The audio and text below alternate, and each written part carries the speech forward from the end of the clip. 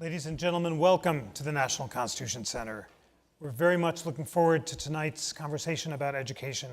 But before we start, I did want to ask you to join me in a moment of silence for the victims in Las Vegas.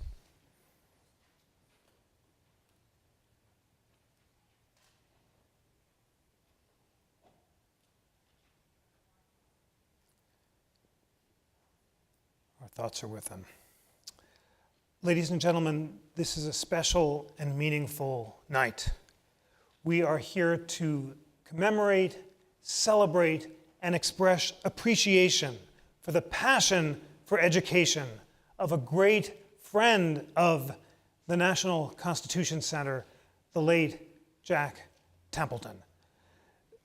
Jack's vision made possible the most important educational initiatives that the Constitution Center has undertaken since I started here in 2013. The centerpiece of Jack Templeton's vision was the Coalition of Freedom that would bring together the leading liberal and conservative lawyers groups in America to co-host a series of educational programs whose centerpiece is the amazing interactive Constitution. And you've all heard me talk about it. How many people have downloaded or used the interactive Constitution?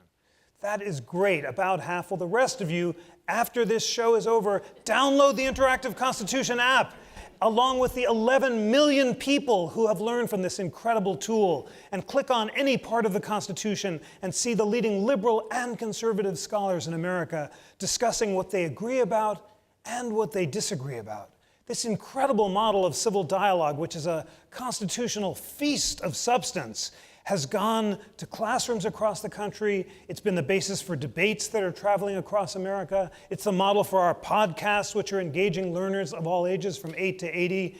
And thanks to a new grant from the Templeton Foundation, we are now going to take this tool and bring it to classrooms across America by creating lessons plans and teacher training workshops and allowing this amazing content to educate and inspire students of all ages.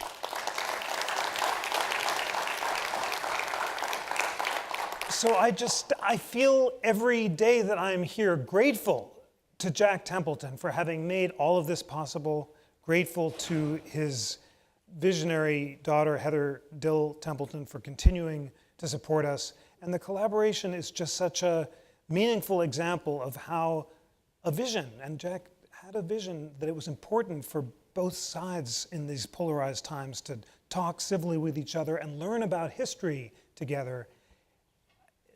That became a reality. So you can now understand with what heartfelt pleasure I have as I introduce to you the head of the John F. Templeton Foundation, Heather Dill Templeton.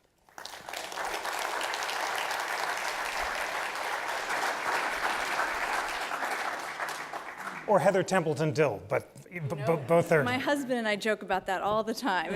It's great when we check into a hotel and I can't find a reservation for Heather Dill. Oh, Heather Templeton, yes. So we joke about that all the time. But thank you for your kind introduction, and thank you for your efforts to put together this evening's lecture.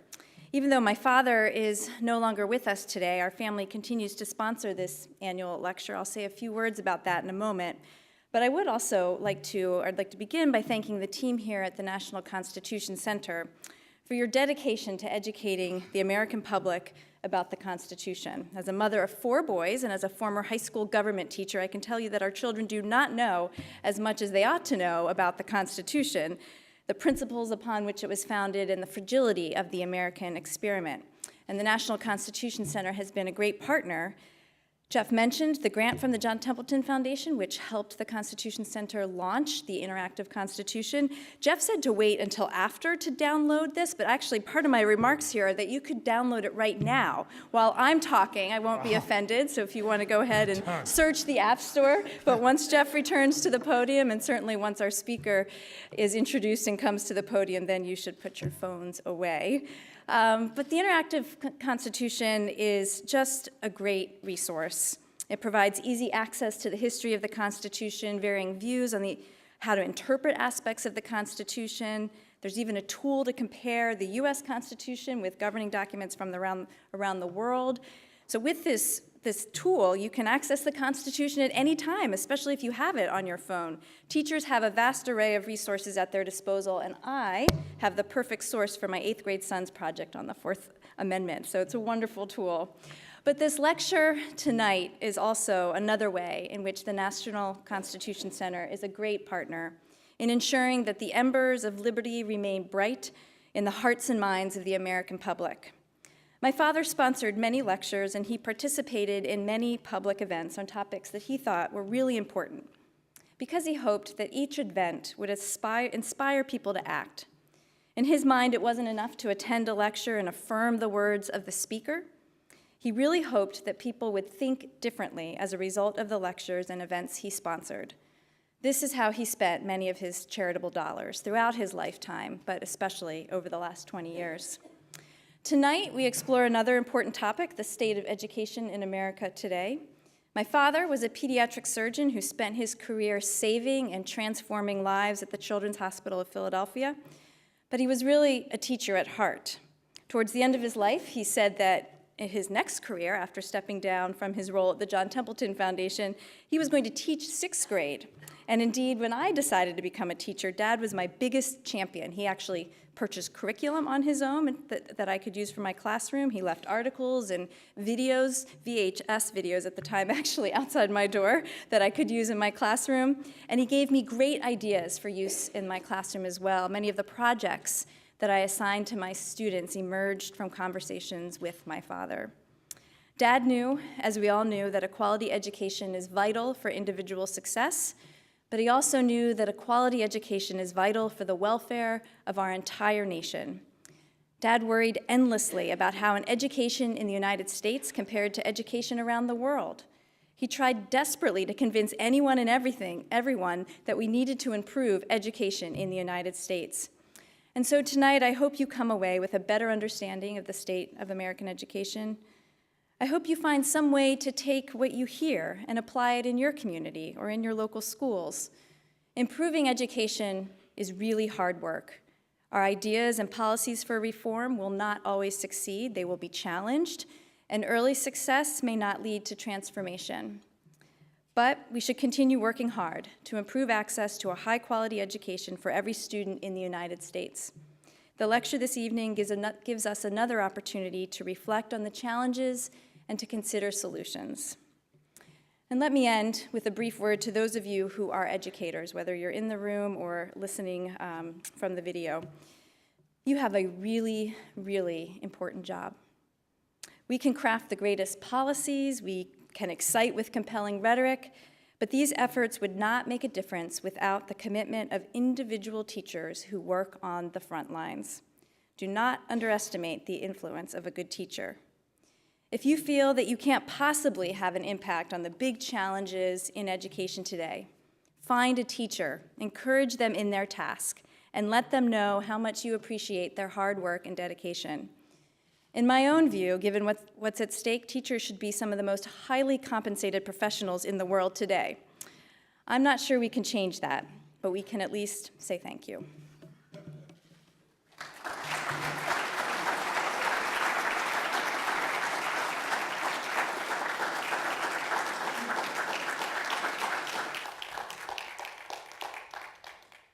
Thank you so much, Heather, for that inspiring reminder of the centrality of teaching. It is so meaningful that you are a teacher, that your dad wanted to be one. I am a teacher, and I, like you, have come to believe that it's the highest calling. There's no prouder and more important role than to be a teacher, and there's no more important role that you have as a citizen than to be a student. You must be lifelong learners, and you must use your moments of leisure to continue to educate yourself so you can grow in wisdom and knowledge. Ladies and gentlemen, it's so meaningful also tonight, in a great moment of synchronicity, to bring together these two great friends of the Constitution Center, Jack Templeton and Heather and the Templeton Foundation, and Governor Jeb Bush. Governor Bush is a former chair of the National Constitution Center. He was chair when I started in 2013.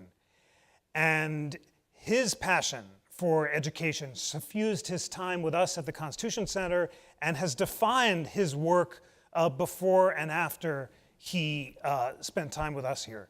He told me, I think I can share, that he'd agreed to join the Constitution Center because his father, President Bush 41, had been chair of the center before, and President Bush told Governor Bush that chairing the Constitution Center was his most meaningful post-presidential service.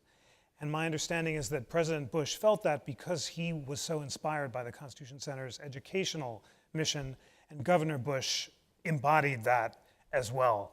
He connected us with a series of wonderful educational partners, ranging from Intelligence Squared, the great debating group that we hold debates across the country with, to the College Board, which has adopted the interactive Constitution as a centerpiece of the new AP History and Government exams. And it was so wonderful for all of his friends at the Constitution Center to see, after he left us and was out traveling across America, to talk about his time at the Constitution Center with fondness and to say that it was meaningful.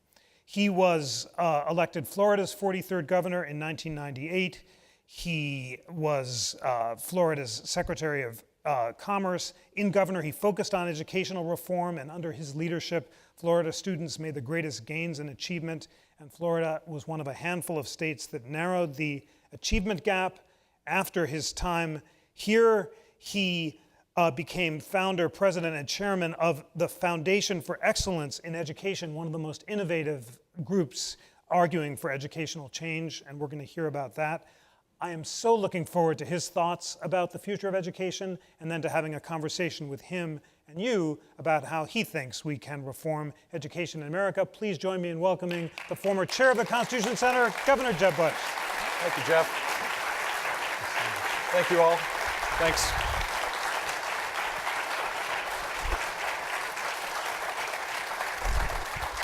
Thank you, Jeff. Heather, thank you so much. Mrs. Templeton, thank you for being here. I'm honored to be here to discuss education. I'm a big fan of the Templeton family, starting with Sir John, who had a large presence in Florida.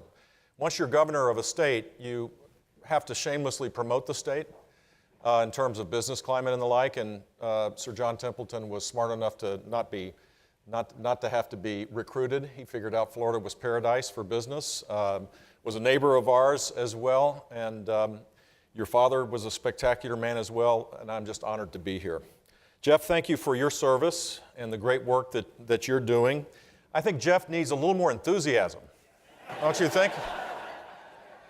He has his fiancée here, but I know his first love is the Constitution. I think he's madly in love with it, and it's contagious. And thank goodness there are people that are in love with our Constitution, because if you think about what's going on in our country today, the tragedy in Las Vegas is just so heartbreaking, or the suffering that's going on in the U.S. Virgin Islands, or in Puerto Rico, or in my state of Florida, or certainly in Texas, the world is full of tumult. It's full of just tragedy all around us. But the simple fact is that the governing manual for this country is the greatest that's ever been created. And it's something that I think we need to spread with enthusiasm all across the land to remind us that when we get it right, no one can stop the United States of America. We'll recover from every one of the tragedies we face. And one of the elements, one of the reasons is that, that our Constitution sets us apart from the rest of the world. It's one of America's greatest exports as well. We're living in one of the most exciting times. It's depressing if you watch cable news. I started watching ESPN, but now sports has taken over that too. Kind of hard to watch the Weather Channel, to be honest with you, these days. I'm resorting maybe Hallmark Cards Channel or something like that. I'm not watching much television, but we are living in exciting and really precarious times at the same time. And certainly we're living in crazy times, that's for sure. Technology has provided us with limitless opportunities to innovate and customize every aspect of our lives in ways that just a decade ago was just a dream. Today it's a reality for millions and millions of people. Companies like Amazon and Google and Apple are upending commerce and entertainment. Uber and Lyft are challenging the transportation system, which is really the lifeblood. It's in our DNA as a nation. And all of this brings great benefits, but it also brings a lot of angst. My personal opinion is, and I'm not here to speak about politics, I don't think it's the wall doesn't exist, and by the way, Mexico's not going to pay for it. It's not the things that in the campaigns we talked about. It's this rapid pace of technology and the disruption that it brings that is creating the anxiety for more and more Americans. And it's legitimate as we see all of this unfold. I'll give you an example. UPS think of all the data that UPS accumulates for every truck. Has a little GPS monitor. It can track every truck in the world. And they determine, their data nerds determine that if they stop taking left turns, except in the UK, of course, if they stop taking left turns, they could save a lot of money.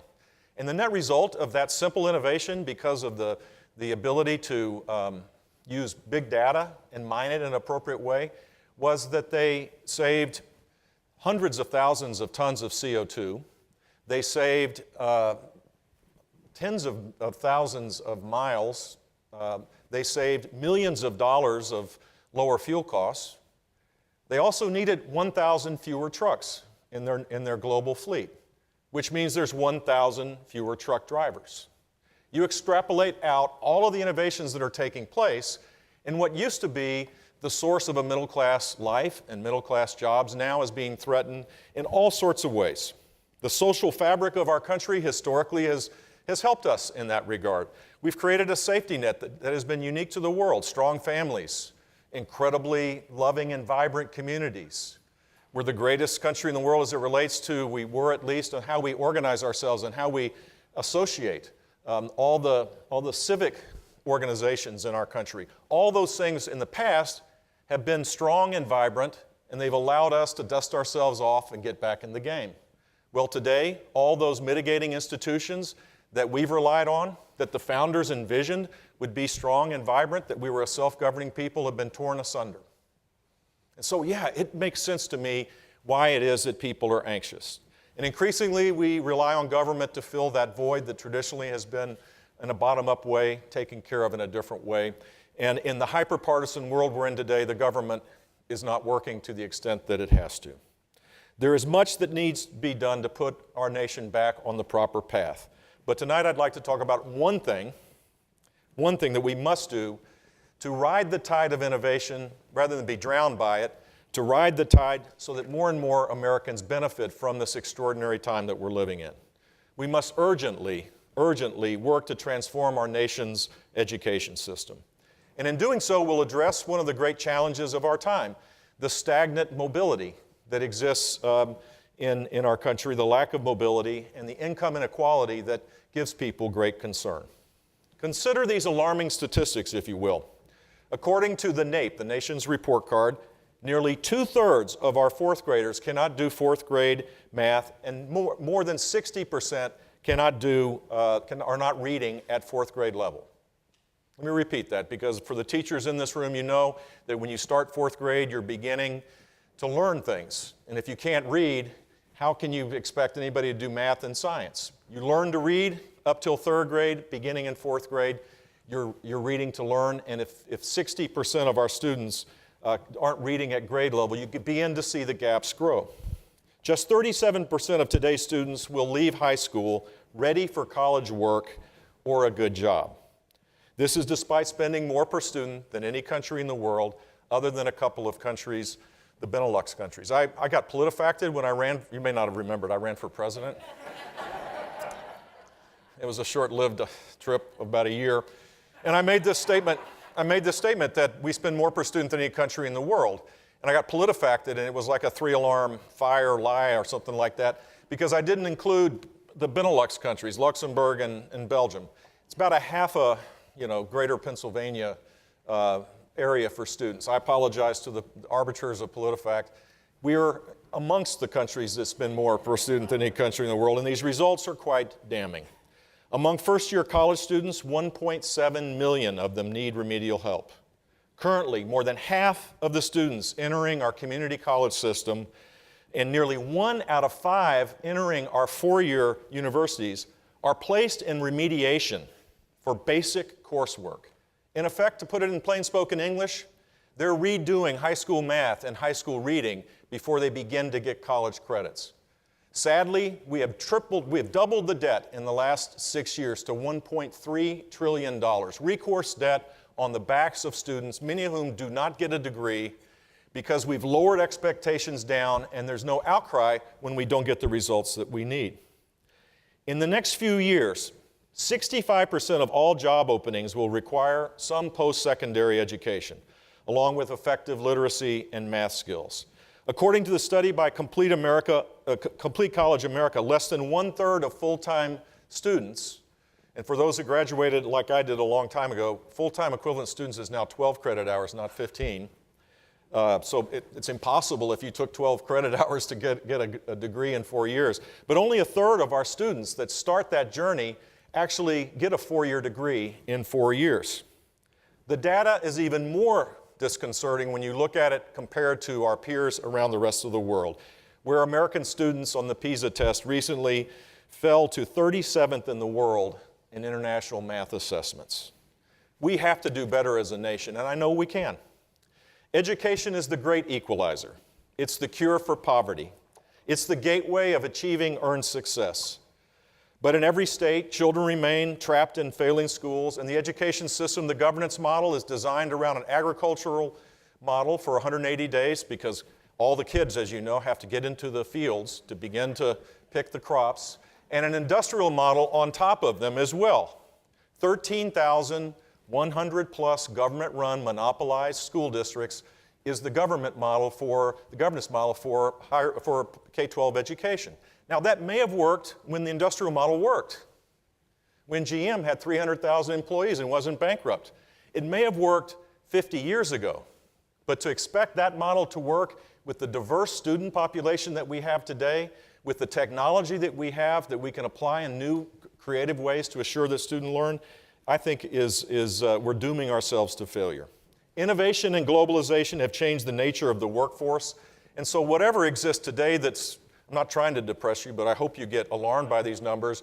They're only going to get worse as the skills required grow and grow, and yet we're stuck and mired in the system that hasn't developed and evolved like many other institutions in our society. A recent study out of McKinsey & Company forecasted that nearly half of the jobs American workers are paid to perform, about $2 trillion of payroll in the United States, could be automated in some way with existing technology. And if you imagine that technology will continue to cascade in our lives, more and more will be automated. Last year, the Labor Department reported that there was a record 5.9 million unfilled job openings for skilled workers because employers couldn't find the skilled workers that are necessary to fill those jobs. We don't need a crystal ball to see that America's future is bleak with a poorly educated workforce. And a lot of dreams will be shattered. Because frankly, this is a debate that we're not having. Kids are shocked when they take the entry test to go to a community college and they have to retake math and reading. Parents are shocked that their children who are given A's throughout their high school career are not qualified to go to college. Everybody's shocked that 60% of full-time equivalent students graduate with a 4-year degree in our great public university system in 6 years. And businesses are shocked that they cannot find people prepared to take on the jobs of today, and over the horizon as they look, they see it even being worse. Last month, the University of Pennsylvania's Annenberg Public Policy Center released its annual Constitution Day Civics Survey. It's not just about reading and writing and arithmetic. It's also about civics and understanding our history and the things that tie us together that has created real challenges. And education citizenry is not just about economics, it's also about how we organize ourselves in a loving way where we solve problems in community settings. The results were stunning for me. Maybe you all are up here and you see these numbers. Jeff sees it all the time, but it's really sad. Nearly 40% of individuals surveyed could not name even one right guaranteed by the First Amendment. Barely 1/4 could name all 3 branches of our government. What's past is prologue. Without possessing a sense of our country's rich history, How will the next generation be equipped to address the new challenges America's face, so many of which parallel our past trials and tribulations? Despite being home to one of the most diverse populations on the planet, we have historically been a people with a set of shared values that have tied us together. In fact, the American experience is so unique in that regard. Race is not an identifier of national citizenship or ethnicity. It is the set of shared values that you embrace when you come to this country or you're born here. And that has begun to erode.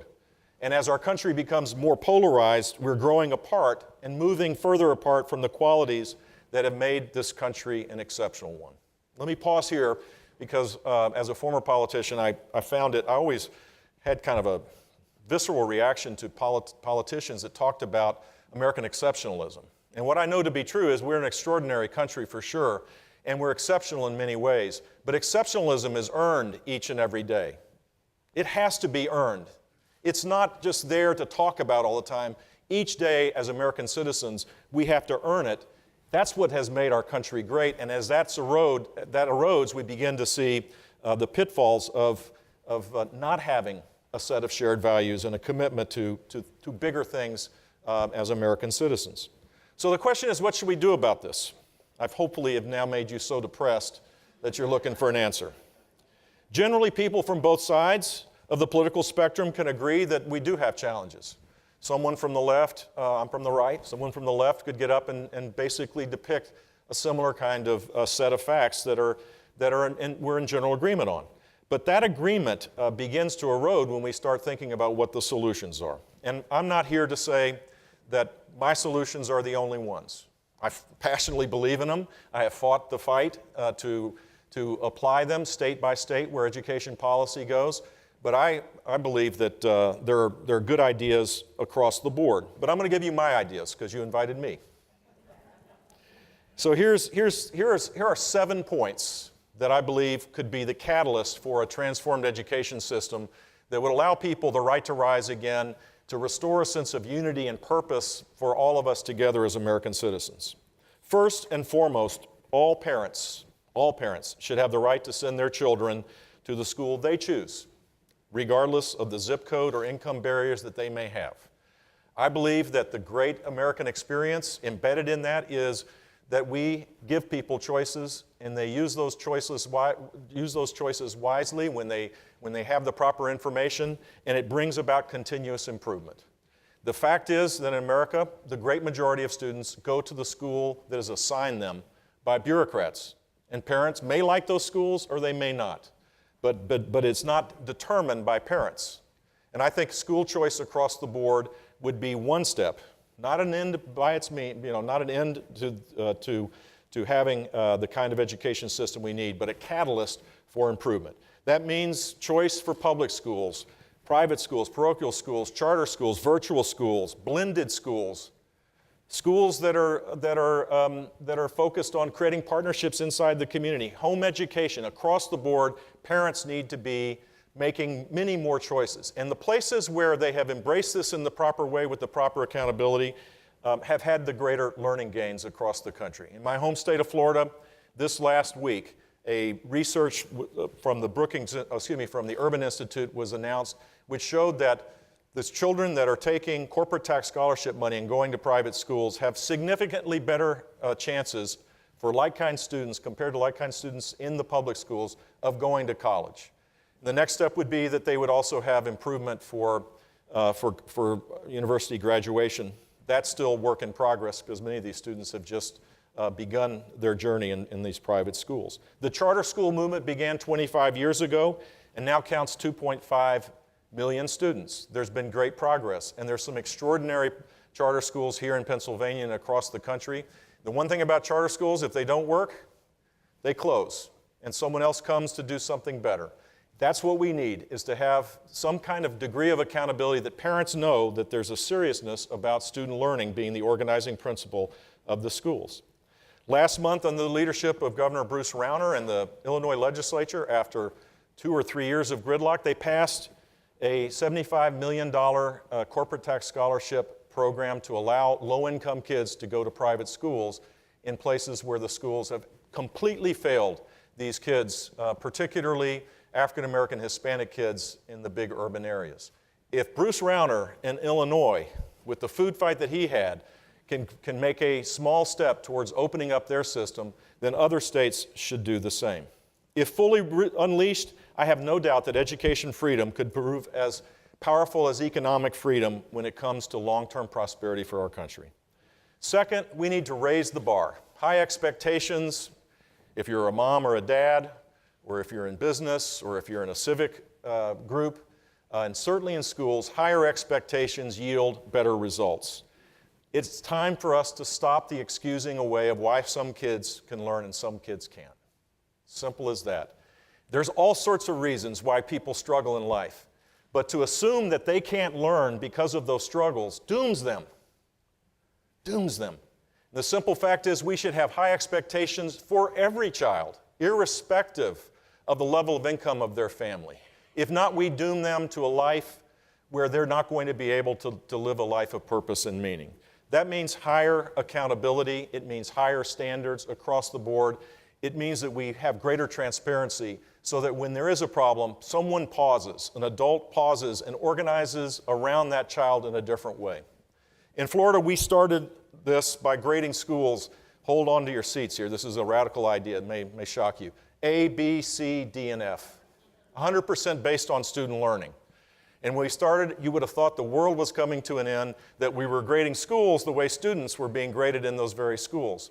And the net effect was, no one wanted to be an F school. And everybody knew what an F school was. And everybody wanted to be an A school. And we rewarded the improvement to get them there. Any school that had an improvement would get $100 per student direct to the school.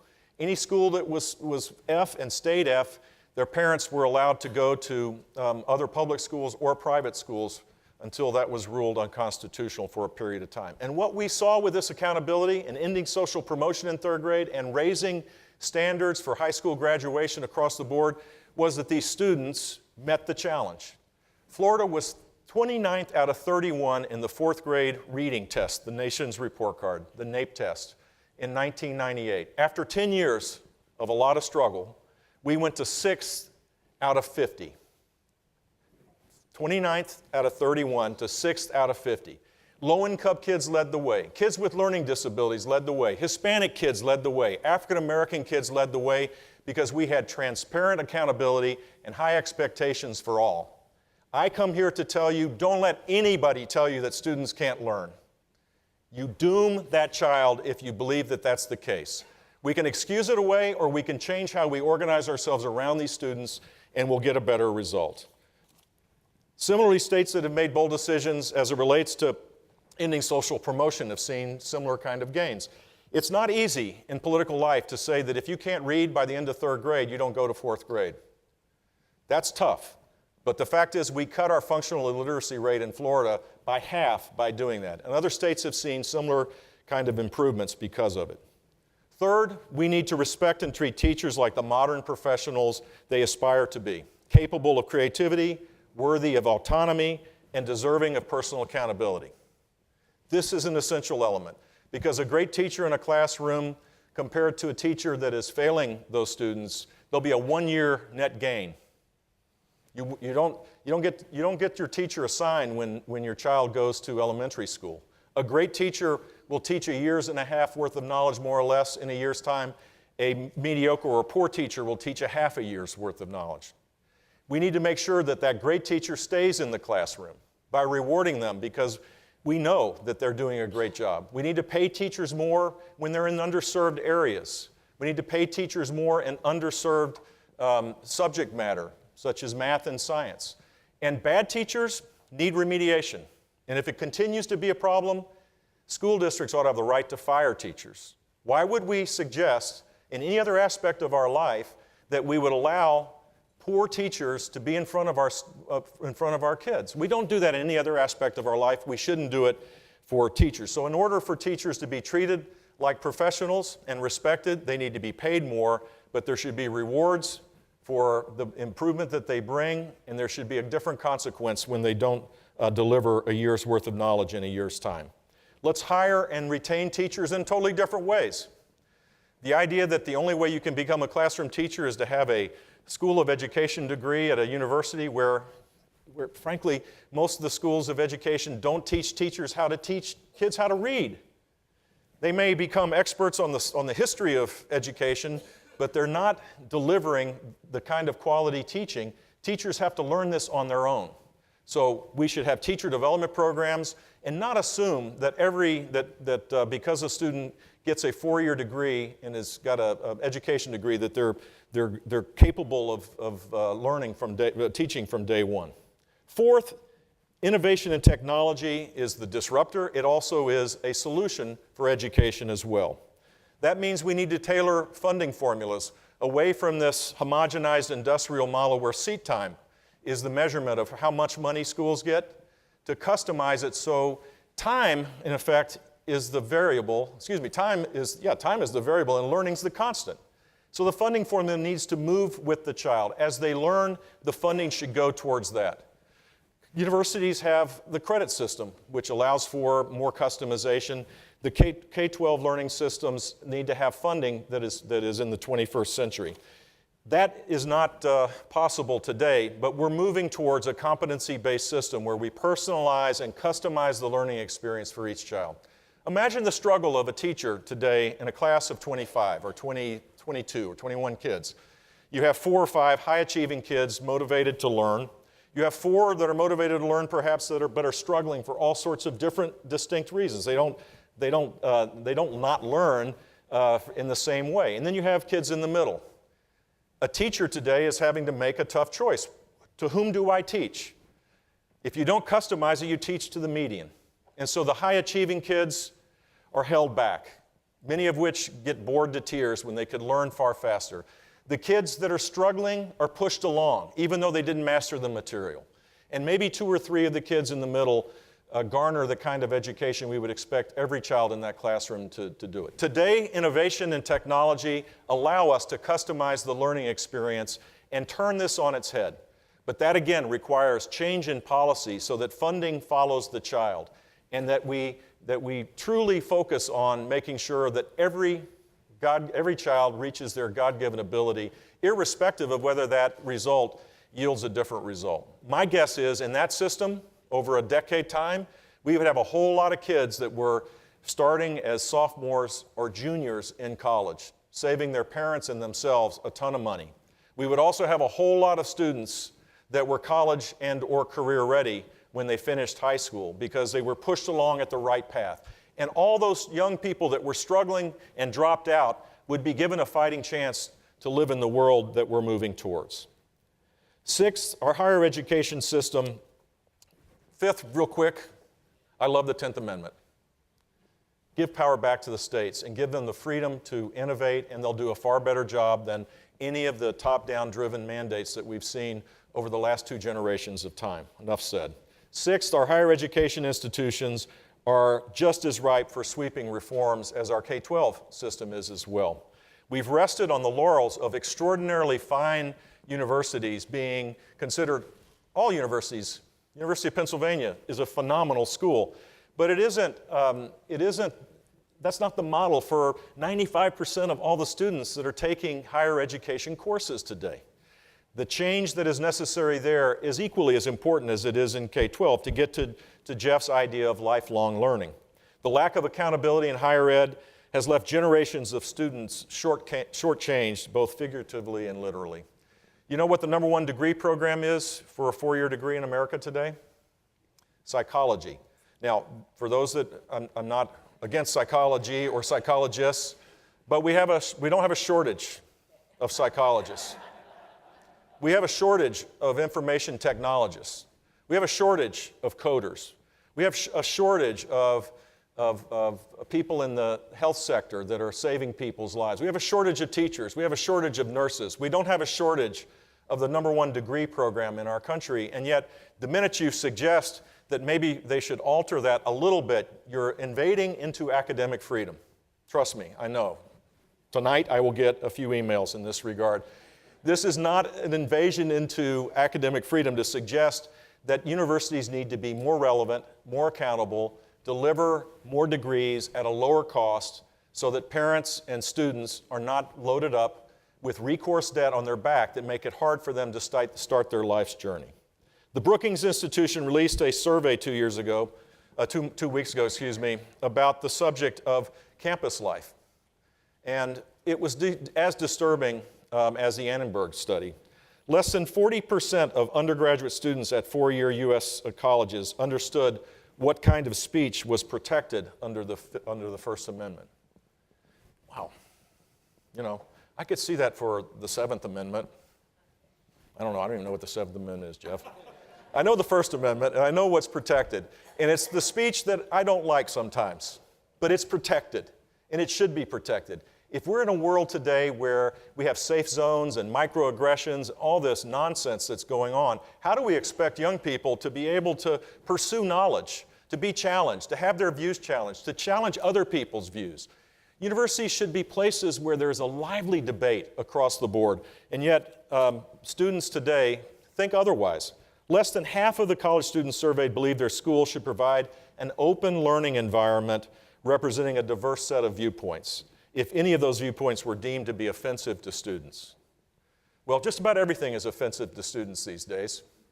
How are we going to have the kind of learning that will allow the United States to lead the world? We should shuck off the political correctness and challenge young people just as they should challenge us. That's how America has always progressed.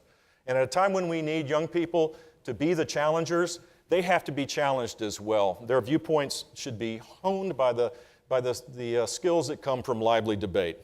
To be clear, protecting the safety of students should be the foremost goal of any institution, academic or otherwise. But shielding students from different viewpoints is the collegiate equivalent of handing out participation trophies in Little League. We're not going to compete in a world that is anxious to compete with us with that kind of attitude. Finally, I would suggest to you that one of the great challenges of our time, education or otherwise, is the erosion of a set of shared values. The National Constitution, I think, Center has done an extraordinary job elevating the debate about what it is to be an American. And I truly do believe that looking at our past is an essential element of understanding who we are today. Civics education plays a hugely important role in that.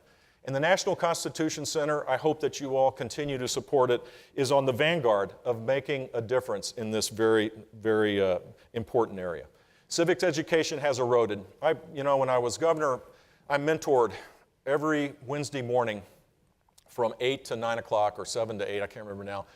And Donna Calloway was the principal of the Raw Middle School. And she always gave me the kid that was the most confused, most disorganized, the one that she thought that maybe I could, because she knew I was coming every Wednesday morning, that I could have an influence on their lives. And I would spend my time organizing the paper, down at the bottom of the bag, because it was like fossil fuels were being created. It was very, these are kids that were really struggling. And then I would always migrate to the social studies book, because I couldn't do science and math at 7th grade as well as I could do social studies, I guess. And the lack of commitment to our past, this was 10 years ago, in the social study book was really troubling to me. The moral equivalence of people in our history, when we have the founders of this country were not perfect, and they were only men, I got all that. But George Washington, equal to Hiawatha? No. George Washington, but for him, we probably would be a monarchy today. But for him, we might be a colony. Who knows? I don't know how history would play out, but the idea that we wouldn't understand our history, warts and all, is something that is deeply troubling to me. From stem to stern, we need to raise the level of our understanding, and civics education needs to be at the core of that. I'm not big on mandates, but I believe this is one place where there should be mandates. Every kid in this country should have an understanding of our history and should respect it and understand where it went wrong and where it went right, but understand that the American experience is about the journey.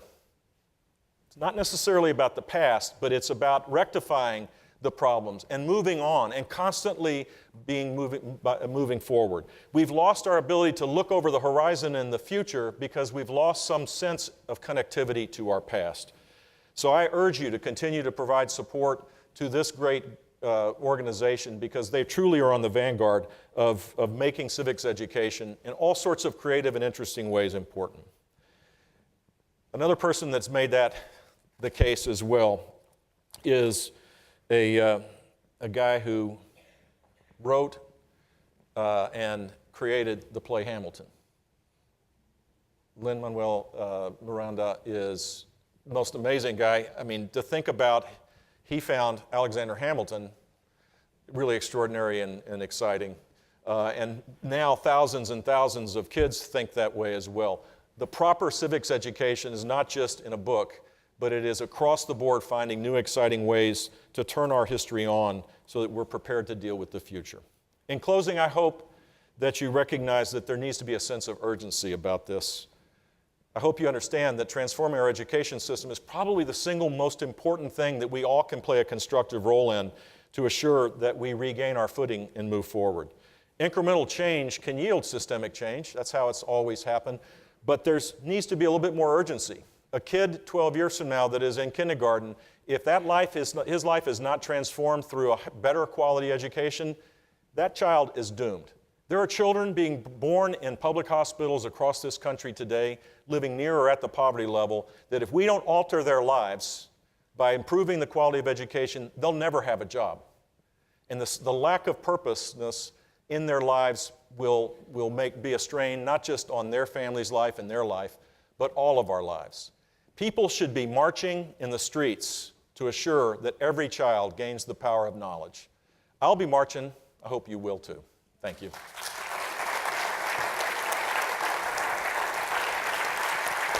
Thanks. You coming?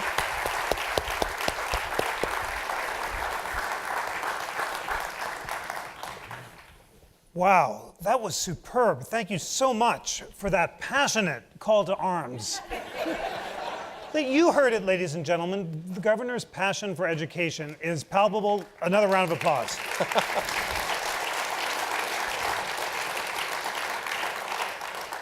I never asked you this when we worked together, but where did that passion come from? You know, my mom, to start with, I was totally talking about winning the lottery. I was Barbara Bush's son, so I learned early a joy for reading, an appreciation of how that can change your life.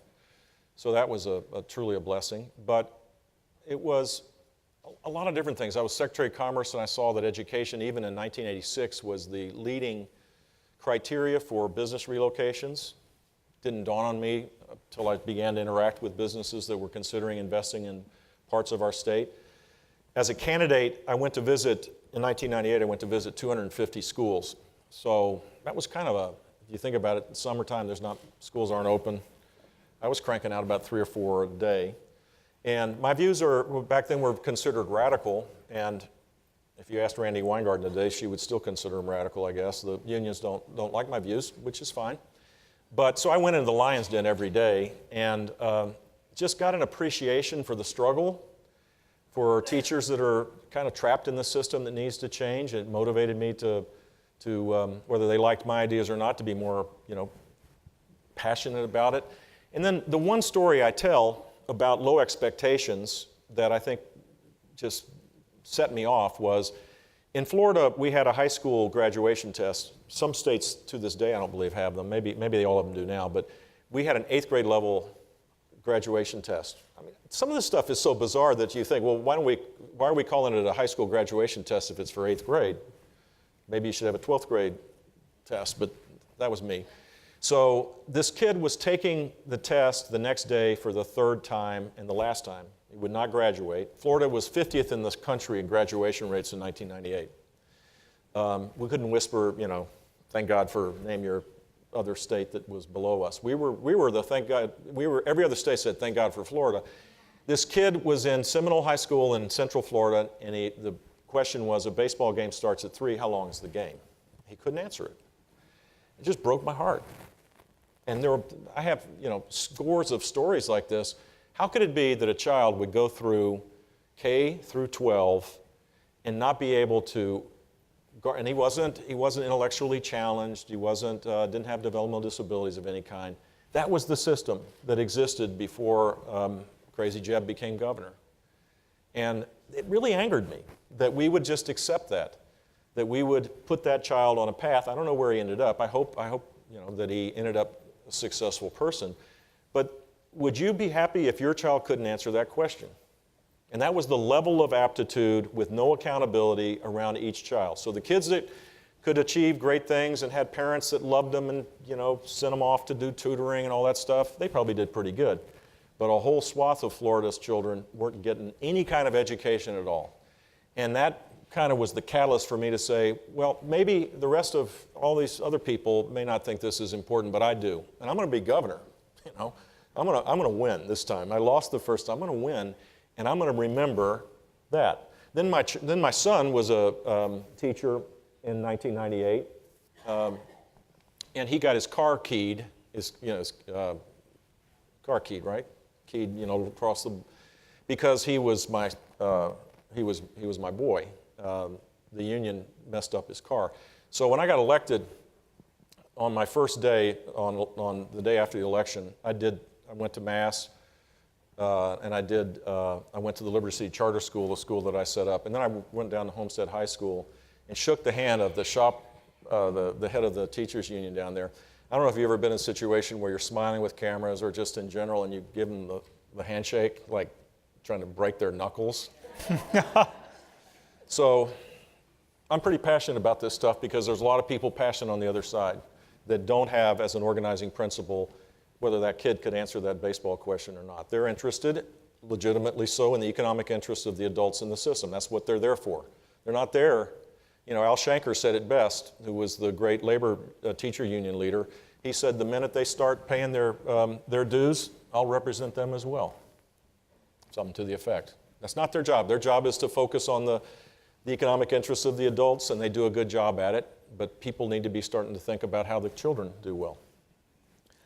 Those Florida numbers are really impressive, the rise in achievement, and it sounds like the centerpiece of it is an idea you talked about, which is tailoring education to the aptitude of each kid rather than just teaching to the middle. You were telling me about a theorist who you think represents the most exciting thinking in education today. Tell the audience about that. Yeah, so Florida's success was we had no accountability, and we created the most robust accountability around every kid. That's our greatest gains, and then we put money behind the things that would allow children to learn how to read, particularly in the early grades. We focused on early childhood reading because kids couldn't, we could have had, Jeff, 32% of our third graders be held back under the system that we set up. And this was my re-election year, so there was a lot riding on this. So we not only created the eat your broccoli moment, of no social promotion, we're not kidding, but we also put resources and passion and commitment around assuring that children had access to learning how to read. It's one thing to say, tough luck, you're staying back. The other thing is to say, we're going to make sure that we give you new approaches to learn. So that was probably our, and school choice would be the two things that Florida led with. This new idea of customizing learning, personalized learning, is being developed kind of as we speak. And it's based on the notion that children learn in different ways. They learn in different pace. They learn, we have a dramatically diverse group of students. And to expect them to learn all the same way probably didn't make sense 50 years ago. It certainly doesn't make sense now. So using technology for teachers to be able to harness technology, to customize the learning experience, I think is the next step in reform. And Todd Rose is an author that has written, he's a Harvard professor, he's written a book called The End of Average. And this principle, by the way, goes way beyond education. It goes to the society as a whole. The average, everything is, starting in the 1910, 1920 period, according to Todd, we started this efficiency movement where we created math models around every aspect of our lives, I guess, and we used the law of averages to kind of organize society. So he rejects that notion, and I think he makes a pretty compelling case that we should reject it out of hand. We now have the tools. Back in 1920, it had been hard to get beyond that, right? But today we can. You know why children stumble on a particular subject. I don't know if anybody here has gone on to the Khan Academy website to help their grandkid or kid do math. That is an example of personalized learning. Imagine that in the form of a curriculum where children learn at their own pace in their own way, and when they master the material, they're not sitting around waiting for the next material. They go and master new things. And that could be done in traditional classroom settings where there's not the stigma of some kids struggling and some kids succeeding, that chronologically they're moving together in the education system, and they do things like all schools do. They do sports together, they do the extracurricular activities together. But why would we want a kid that could be an 8th grade reader to just be stuck in 6th grade or 5th grade? And why would we expect a kid that was a 1st grade reader that their self-esteem was more important than whether they could read? Do you think their self-esteem is going to be too hot when they can't graduate from high school because they're illiterate? I mean, this bizarre notion needs to be ruptured, and I think the fastest way to rupture this paradigm we're in today is to move to this customized learning experience. Those Brookings numbers you cited are really sobering. 39% of college kids polled think that the First Amendment protects hate speech. 44% think it does not. The Supreme Court has said it does. So how do we teach kids that it does? We've got this great interactive Constitution tool. That's it. But it absolutely is. So we've got to bring it to every American. So Jeff, there was another statistic that I didn't cite that you probably know, which is, was it a quarter of all students said that violence against, is it a quarter or 20%? 20%. 20% of college students said it was okay for violent action against speech that they found hateful. Wow, I mean, I missed that. How that would be, when did that emerge? I mean, that is, now, and hate speech is defined, the way you want to define it. Your feelings are hurt, it's hate speech. This guy, Ben Shapiro, spoke at the University of Berkeley. He's Jewish, and he was called a Nazi. And he correctly pointed out as he put his yarmulke off, no, I'm not a Nazi. In fact, Nazis attack me because I attack them. He's provocative. That's what he is. He's a conservative provocateur. If you read his speech, you would think there's nothing close to hatefulness in this speech at all. You might not agree with every part of it, but there's nothing that would be defined as hatefulness. But the University of California at Berkeley spent $700,000, $800,000 providing security for this, creating the environment that required all this police protection for a guy who did not say anything that was nearly hateful. I mean, we've defined hate downward, and we're tolerating this just intolerance, and lacking diversity. So I think the answer is to start earlier.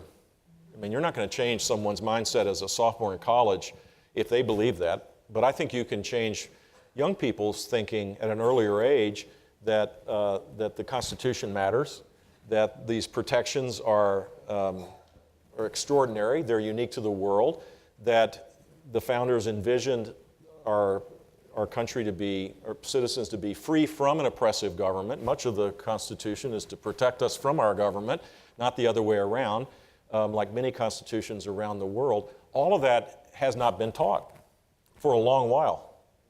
And that's what needs to change, and it'll take a while, but I think that's the answer is to start at an early age.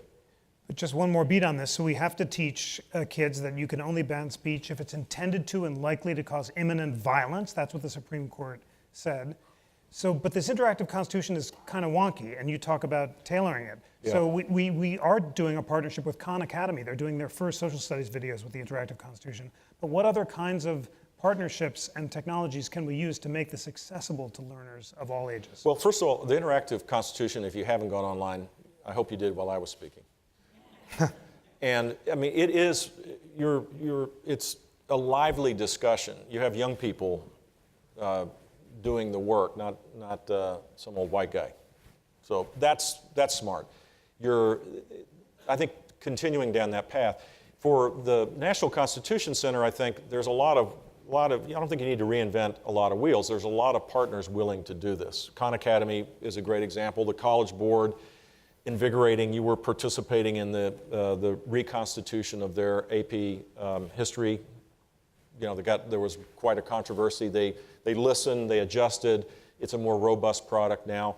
I think we talked about Arizona State University aspiring to teach 1 million kids using online learning on a global basis. They have a venture with Starbucks. For every associate in Starbucks, they can get educated at Arizona State University online. Julie, the largest virtual school outside of the two for-profit schools, I believe, the largest one is Florida Virtual School. That's another place where you could extend the reach. If you build the best software, if you will, then I think the question is, how do you start partnering with all sorts of other people to get the message out?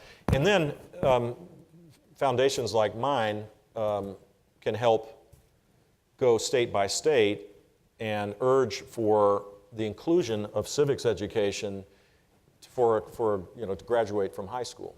As we dumb things down and erode our expectations, Algebra 2, there was a big move maybe 10, 15 years ago. Algebra 2 was important, and then God forbid, there was accountability around it and kids weren't doing that well, so they stopped it. No more Algebra 2. Well, that'd be another place that you may want to relook at the mandate, because these are courses that lead to the jobs that there's severe shortages in. And certainly civics education would be coding, algebra, civics education. In the postmodern world we're living in, those would be three that aren't necessarily mandated to graduate from high school. They should be.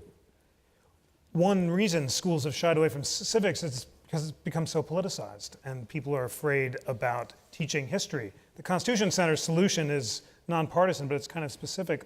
How do you feel about the politicization of teaching history? I gave you my view about the social studies book for 7th grade. I think we do these books. I actually, when I did this experience of mentoring, I ended up asking the question, I should have known it in advance, how the heck do we make textbooks? And what I found was there's these committees. There's not a lot of accountability on how the textbooks are done. There should be a full understanding of what students are learning. And I think it is politicized because we're living in a political world, but it's also not robust. I mean, it's not alive. It doesn't describe to the full extent the extraordinary nature of our country. And yeah, I mean, it's not a perfect history, but it's certainly a history that has led the world. And for those that don't believe that, I mean, I just think I respectfully disagree. Warts and all, this is something worth knowing a lot more about. First of all, whatever mistakes we've made in the past, we're going to learn, if you don't know them, you're not going to learn from them. And whatever goodness has come from our past, we should be applying it going forward as well to restore those principles that have made us extraordinary. So I think it's easy to non-politicize this for institutions like yours, where you're not. I mean, Jeff has done a phenomenal job. I think my second meeting maybe with you was you had just gotten here, and being a conservative, the offering was kind of tilted, let's just say, this way. I said, look, it'll be a lot more fun and lively if you allow for conservative voices, libertarian voices, mainstream liberal voices, hardcore left voices to come. As long as they have a respect for the Constitution, 10 voices are better than one, right? And he's done an extraordinary job allowing for many voices to be heard. And the one shared common feature is a love for the Constitution. That is what we need more of, and you're on the vanguard of that. And I appreciate it. I hope you all do too. Thank you for that. You didn't know all those conservative people that showed up here were as civil as you. I'm just joking. I'm joking. Nor the liberal people, and what is so meaningful about this is when you ask people to set aside their politics and talk about their Constitution, people become civil. It brings out the best angels of their nature, and it's just a meaningful. Well, think about, in this whole context of divided government, protecting us from the government that we have, and envisioning these, the forward-leaning nature of the founders in crafting the Constitution is extraordinary. They were literally thinking way over the horizon. And undergirding all this is consensus, compromise, reaching, this way rather than that way. Without it, we're starting to see what it looks like. And it's butt ugly. I mean, it's just ugly. It is really ugly.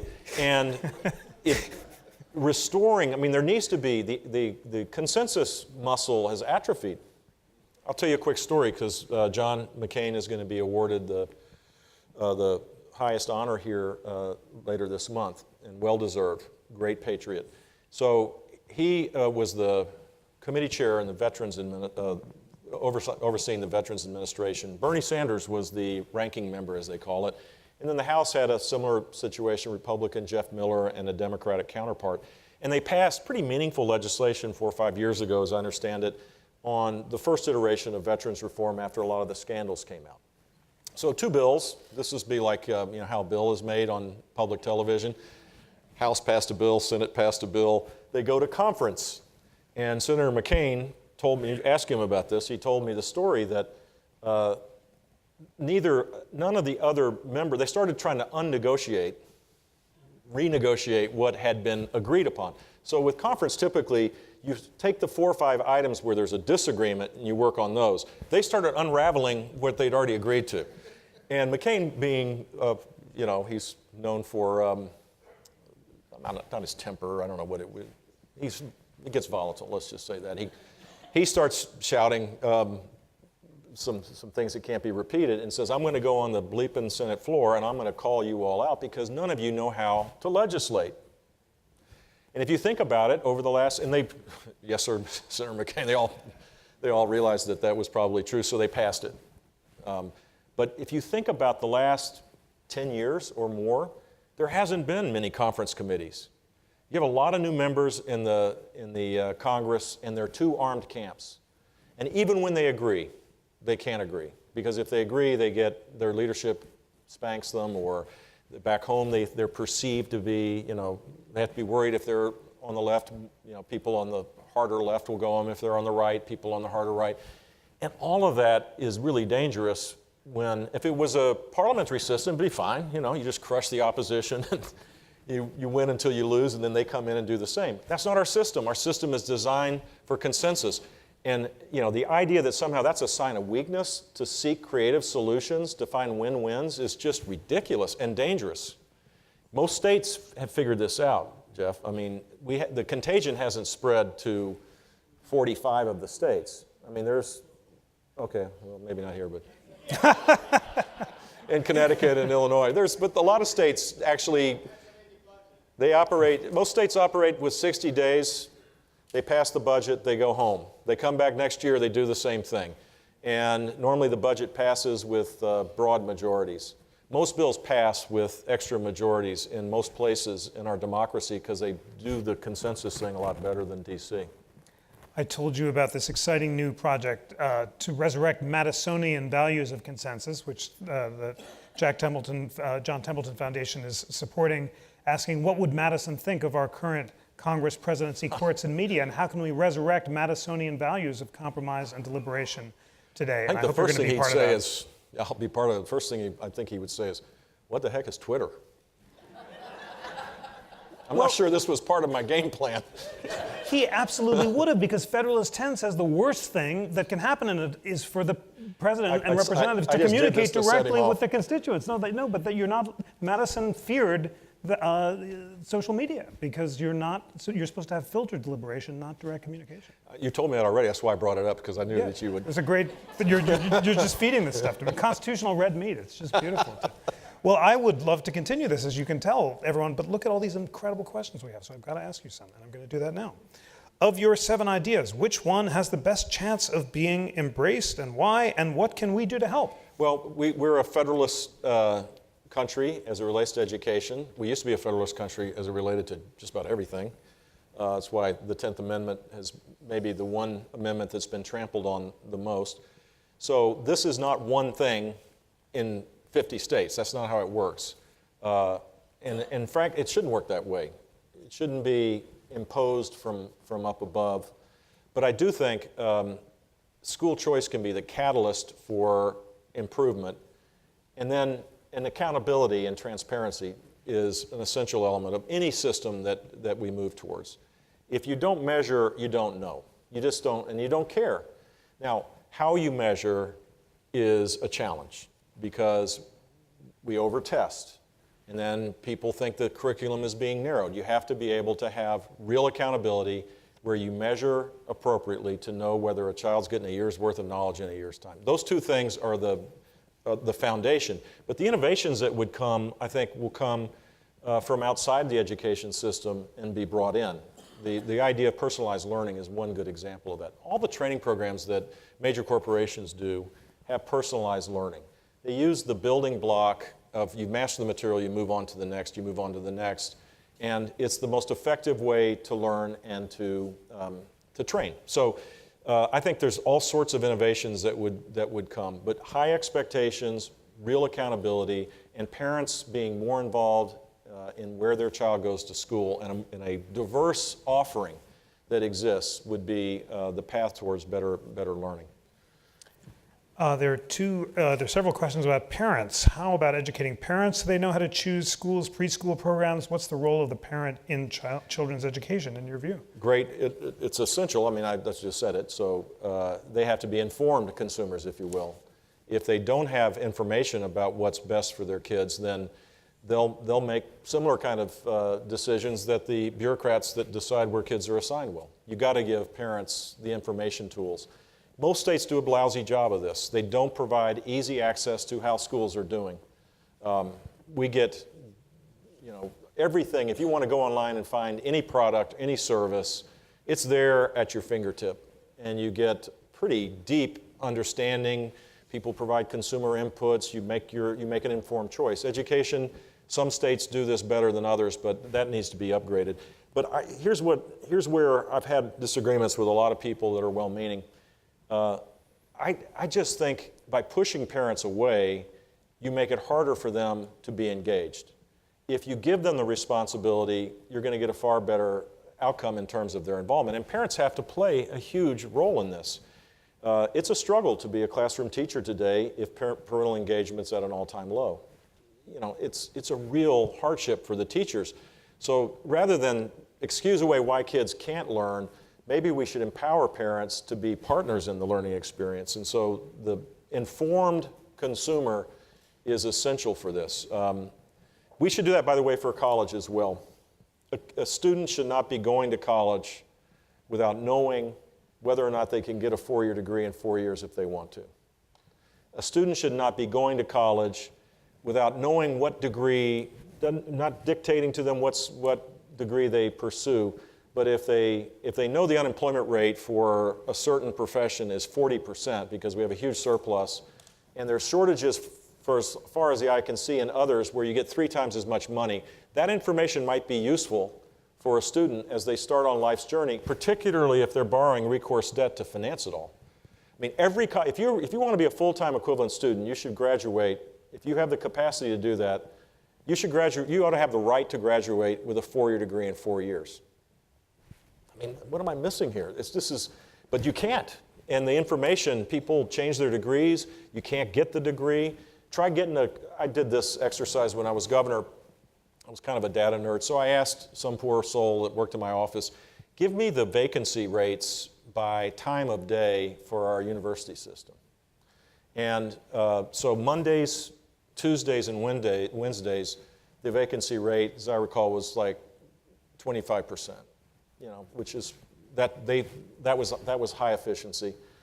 Thursdays it went down. Fridays, it was an act of God to get a course. We've invented the 4-day work week in college already.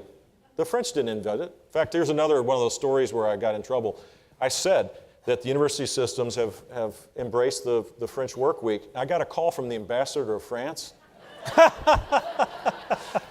Who knew? They don't have a 4-day work week. We've just been told that. They work actually 5 days, according to the ambassador. So I apologize profusely and showed my solidarity with the country of France. But there should be greater information in education across the board, lifelong. I mean, you should know what the consequences are of what you're getting into. Some good questions about school funding, both general and specific. How should public schools be funded fairly so each student gets what he or she needs? Where should school funding dollars come from? And more specifically, Philadelphia has recently embraced the community school model despite little evidence of their effectiveness. Can you comment? Yeah, that could mean many different things, so I'm not going to opine about something I don't know, the community model, but here's the great challenge. We hear these numbers of per student funding, and they are, other than Luxembourg and Belgium, the highest in the world, I promise you. They really are. But if you break it down, a lot of that money is not going to the classroom because it's going for previously negotiated pension arrangements and health benefits for, the sins of the past, if you will. So a classroom teacher today has not seen the same kind of growth in their salary as the overall cost of education has grown. So in states like Florida, where we don't have these out-year pension obligations that are as large as places perhaps like here or Jersey and other of the bigger government states up north, dollar per dollar, we may be spending as much in the classroom. So one of the things I think would be really helpful is to actually have a true accounting for this. Every taxpayer and every mom and dad and every teacher that's working today should know how that $10,000, in the case of Philadelphia, I'm sure it's more, say $15,000 per student, where it goes. And what you'd find is they'd be shocked because everybody thinks our schools are underfunded. And everybody thinks our schools are funded about half of what they actually are. And they're kind of right because the schools aren't being funded. We're funding all sorts of other obligations that don't relate to the current cadre of students in our schools. So true accountability would be just to lay it out. And I think that would change a lot of people's thinking about the underfunded nature of schools. It might require some concessions made so that kids can learn. I don't know. I mean, each state would deal with this differently. I think time for two more questions. They're all great. What is the Can I biggest... make one other point about this? Of course. Because this is a place that's not just related to education, it's also local and state government in general. It's pretty easy when you're a politician to underfund the pension liabilities. You just don't appropriate the money, right? So the employer contribution has to be appropriated. There are states that fund zero on an annual basis.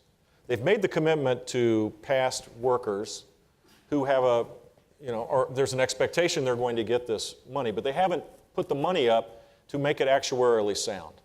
So I'm not blaming the people that receive these benefits. They're frankly probably going to lose them unless politicians step up and fulfill their obligations. This is a huge problem in many places, and we're going to start seeing not just Puerto Rico, not just Illinois, but other states and municipalities, big cities in some cases, have the equivalent of bankruptcy because they've not had the fortitude to do what's right in the beginning. They haven't shown the frugality of John Templeton. They haven't shown, you pay as you go. You don't pass the bottle of bourbon, have a great time, and pass on the bill to the next generation. We're doing that across the board, but the local and state pension obligations now are unfunded to the tune of trillions of dollars. And teachers will be suffering because of that as much as anything else. This question may be related, but it asked, what's the biggest obstacle in transforming curriculum and adopting them for jobs in the new economy? I think it's the resistance inside the system to be held to account. I think that's a significant part of this. But as it relates to the higher expectations in general, I don't think Americans have seen the nexus between high quality education results and what the jobs of the future. I don't think we've totally understood that schools worked really well till they stopped working. And when they stopped working, we kept doing the same thing. It's not that they stopped working, they kept working the old way, and our economy is radically different, and it's moving faster in that direction than ever before. Every major company is figuring out how to increase productivity by artificial intelligence, by dramatic automation of every business process possible, of wireless technology. The convergence of all these things is exponential change, not just incremental change. And yet our systems around us, the mitigating institutions in our society that have kind of kept us intact, and when we take 2 steps back instead of 1 step forward, give us a chance to dust ourselves off and get back moving forward. Those have eroded. They haven't changed, or they're not as useful as they once were. And so the K-12 system, to me, is the place where we could have the quickest impact of meeting this challenge. There are other things that are equally important, but this is the place where every student could be impacted in a positive way. Here's a great last question at the Constitution Center. What can high schools do to empower teaching about government, to inspire students with an eventual desire to serve as better citizens? Well, again, I think we ought to mandate it for starters so that everybody has to get into the game to do it. I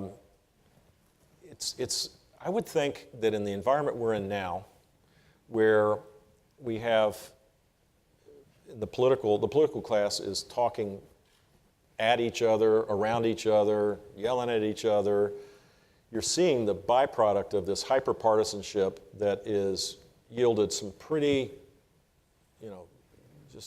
it's a dangerous time in that regard, that someone inside of a school would say, it's my duty to make sure that the next generation isn't broken up in its disparate parts, that we're not becoming a nation of tribes, that we're Americans.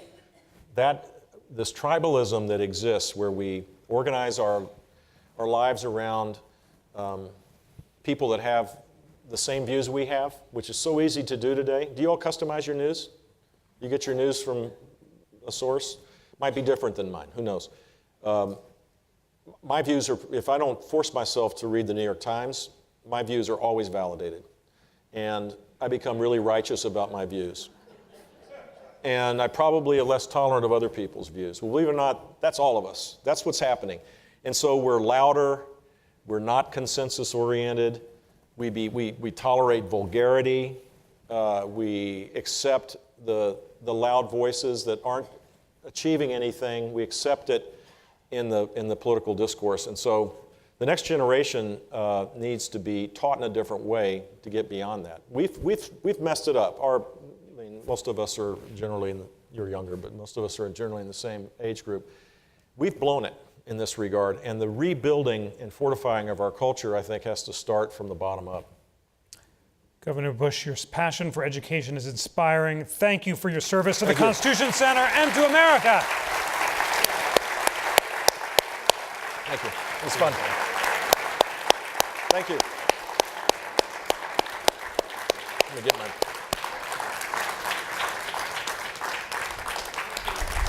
Thanks for letting me come. Which way are we going? Superb. Thank you. Take care. Thanks for coming. Thank you, everyone.